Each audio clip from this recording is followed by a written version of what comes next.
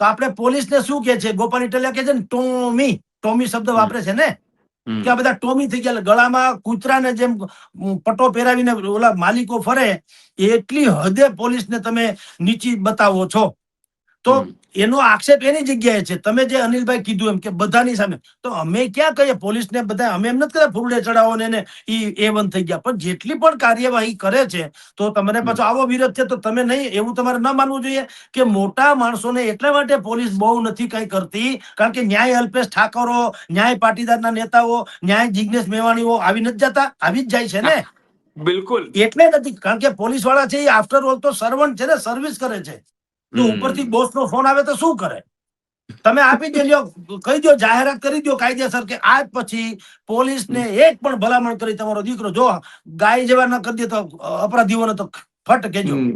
સતીશ વર્મા પછી અનિલભાઈ, સતીશ વર્મા અહીંયા ડીસીપી હતા રાજકોટમાં, ઈ પછી પહેલી વખત આમ તમે જુઓ તો રાજકોટમાં કાયદો અને વ્યવસ્થાને ઉત્તમ લાગે એવા જગદીશ બાંગરવા આવ્યા છે. એ નિર્વિવાદિત સત્ય છે. આપણે જગદીશભાઈ માસીના છોકરા નથી અને સુરેશભાઈ શત્રુ નથી, બલકે ઉલટાનો એ તો અમારા, આમ જુઓ તો અમારી નાયત નો કહેવાય, પત્રકાર છે એટલે સમજી લ્યો.